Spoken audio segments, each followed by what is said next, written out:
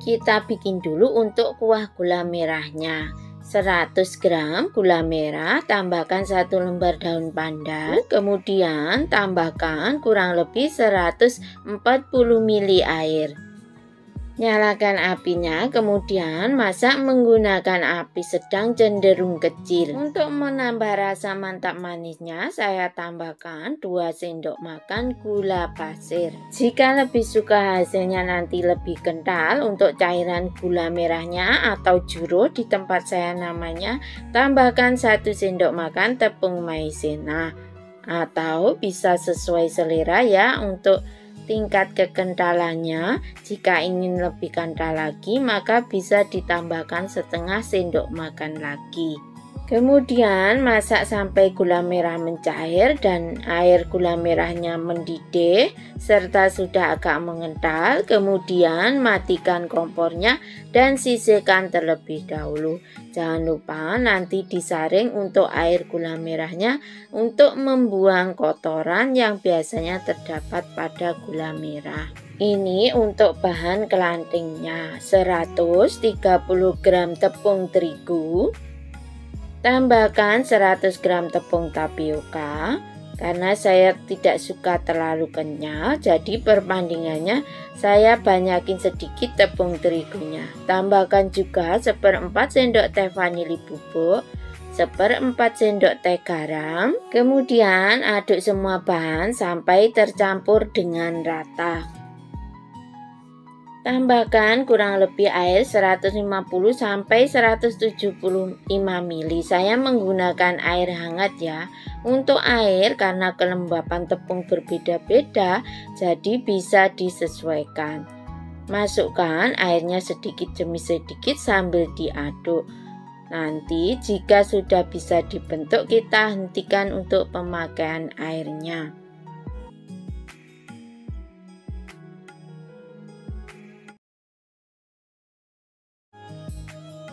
Saya menggunakan air kurang lebih 150 ml ya.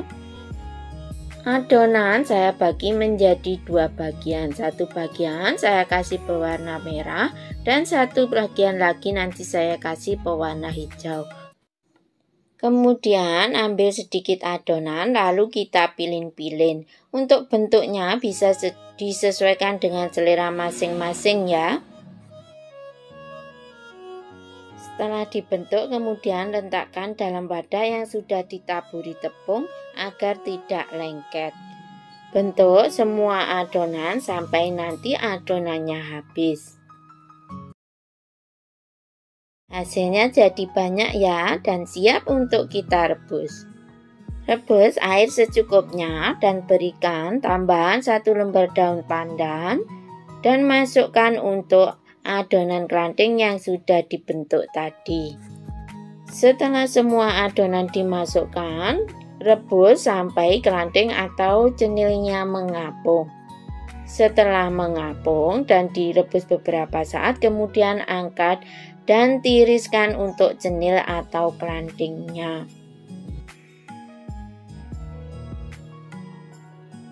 Setelah ditiriskan, kelanting atau cenil siap untuk dihidangkan dengan pelengkapnya. Taburi atau baluri kelanting dengan baluran kelapa parut yang sudah dikukus menggunakan sedikit garam dan 1 lembar daun pandan dan dikukus selama kurang lebih 15 menit. Kelapa saya menggunakan kelapa yang sedang tuanya, dibuang kulit coklat luarnya atau kulit arinya, kemudian diparut memanjang.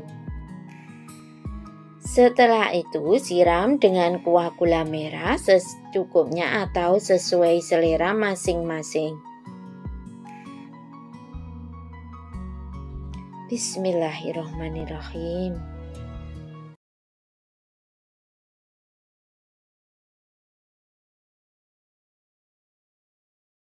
Singkong yang sudah diparut ini terbuat dari 1 kg singkong dan menjadi kurang lebih 700 gram singkong parut. Jika singkongnya terlalu banyak mengandung air, setelah diparut boleh diperas airnya ya. 130 gram gula pasir atau sesuai selera. Kemudian 1/4 sendok teh vanili bubuk, 1 sendok makan munjung margarin atau setara dengan 2 sendok makan cembung. Kemudian tambahkan 30 ml santan kental. Saya memakai santan instan ya. 3/4 sendok teh garam. Semua bahan sampai benar-benar tercampur dengan rata. Aduk sampai gulanya benar-benar sudah larut ya. Setelah tercampur dengan rata, kemudian tambahkan endapan jus pandan kurang lebih 25 ml atau sesuai selera.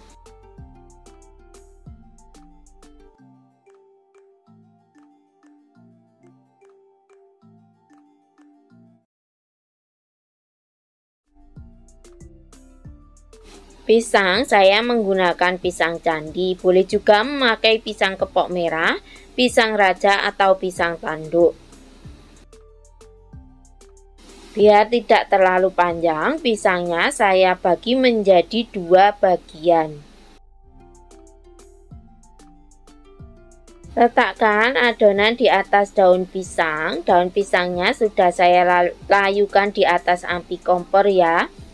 Untuk tebal tipisnya adonan disesuaikan saja dengan selera masing-masing. Setelah itu letakkan pisang di bagian tengah adonan, lalu tutup dengan adonan singkongnya.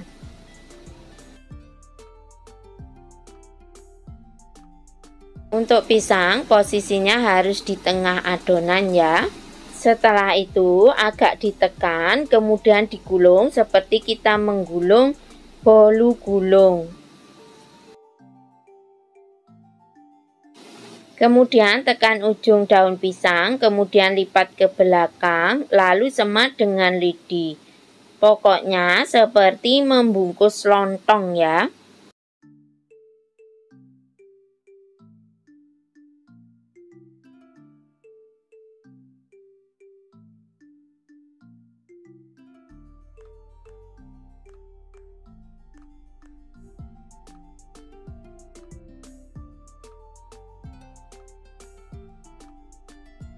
Setelah semua dibungkus, kemudian potong ujung daunnya agar menjadi rapi. Kemudian tata pada panci pengukus yang airnya sudah dididihkan terlebih dahulu. Gunakan api sedang saja. Kemudian kukus selama kurang lebih 30 menit.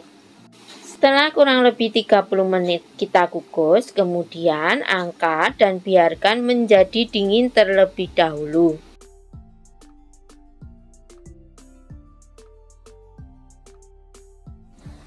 Setelah kuenya benar-benar menjadi dingin, kemudian buka dan buang untuk daun pisangnya, lalu balurkan ke parutan kelapa yang sudah dikukus terlebih dahulu selama kurang lebih 10 menit dan sudah diberikan garam sedikit dan daun pandan. Potong sesuai dengan selera. Jangan lupa dialasi dengan plastik dan ujung-ujungnya bisa kita sisihkan ya, agar nanti mendapatkan kue mata roda yang rapi.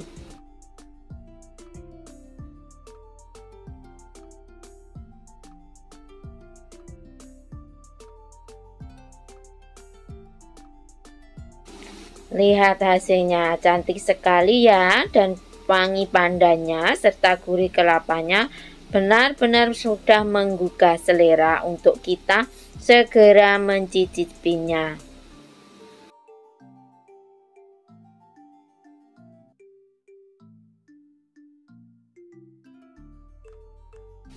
Bismillahirrohmanirrohim. Rasanya benar-benar nikmat, gurih, lembut, wangi pandannya benar-benar terasa. Masak 400 ml air. Setelah air mendidih, lalu masukkan sagu mutiaranya. Saya pakai 1 saset yang isi 100 gram ya. Lalu tutup dan biarkan mendidih kembali. Rebus sagu mutiara selama 5 menit dihitung setelah air mendidih kembali. Setelah 5 menit direbus, kemudian matikan kompornya, kemudian diamkan selama 30 menit. Setelah 30 menit kemudian buka tutup pancinya. Jika suka boleh ditambahkan pewarna merah. 120 gram gula pasir, jika suka manis bisa ditambah, jika tidak suka manis bisa dikurangi. Kemudian aduk-aduk sampai semua bahan tercampur dengan rata. Ini kompor dalam keadaan dimatikan ya. Tambahkan 5 sendok makan tepung tapioka. Kemudian aduk-aduk semua bahan sampai benar-benar tercampur dengan rata. Pengukus sudah dipanaskan terlebih dahulu sampai airnya mendidih. Kemudian masukkan adonannya ke dalam loyang. Jangan lupa loyang sudah diolesi minyak goreng terlebih dahulu ya. Kukus juga kelapa setengah butir yang sedang tuanya yang sudah dibersihkan kulit coklatnya, diparut panjang serta ditambahkan 1/4 sendok teh garam dan 1 lembar daun pandan yang dipotong-potong. Kemudian kukus adonan selama kurang lebih 30 menit atau sampai adonan matang dan terlihat bening. Setelah kurang lebih 30 menit dikukus, kemudian angkat untuk adonan dan kelapa parutnya. Setelah kue benar-benar dingin, lalu sisir bagian pinggirannya agar nanti mudah untuk dikeluarkan dari loyang.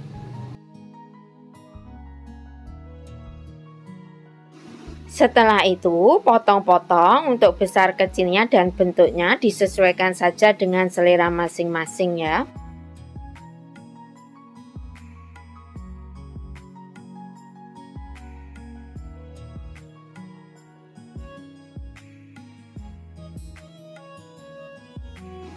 Kemudian baluri dengan kelapa parut.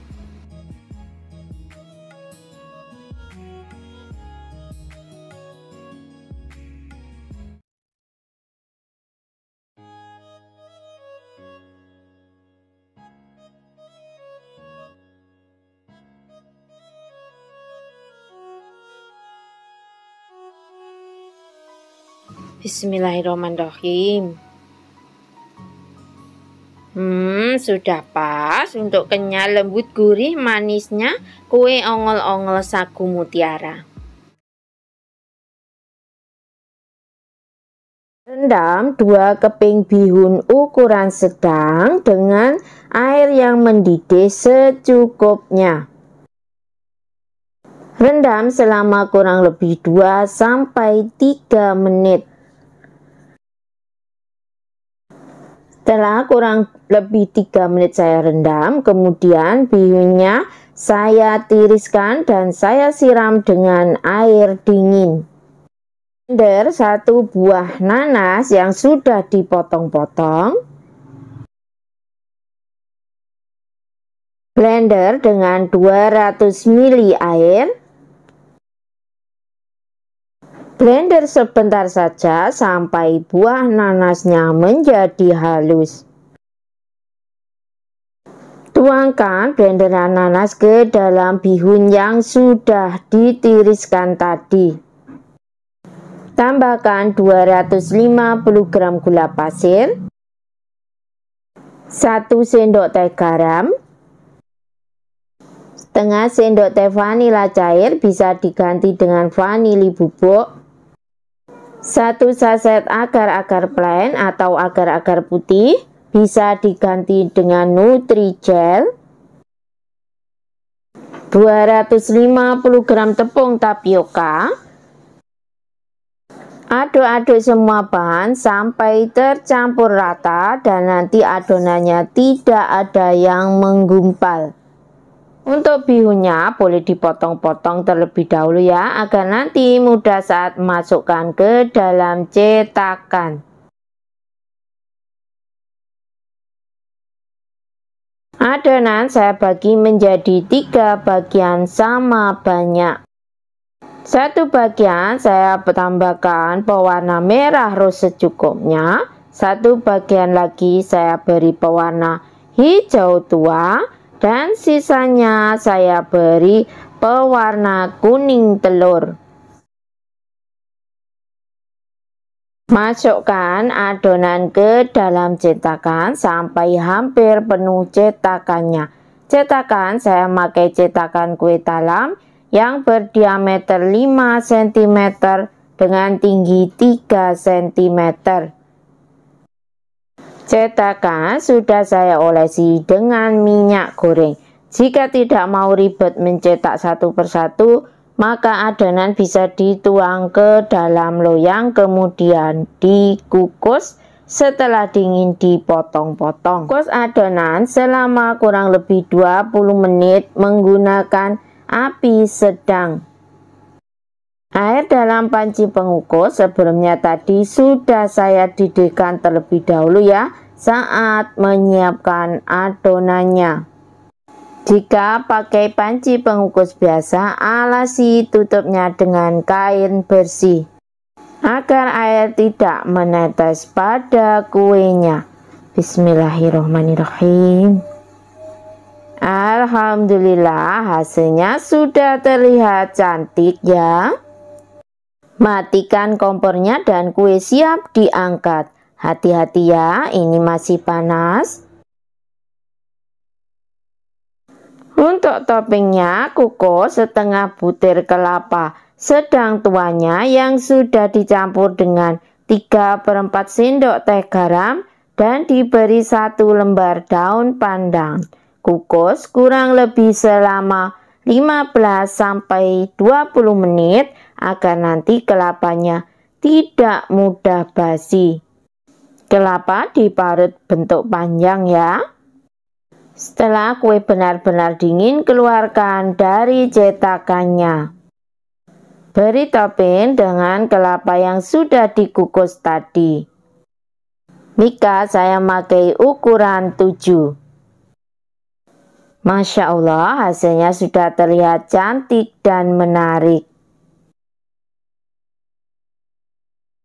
Lakukan cara yang sama ke seluruh kuenya.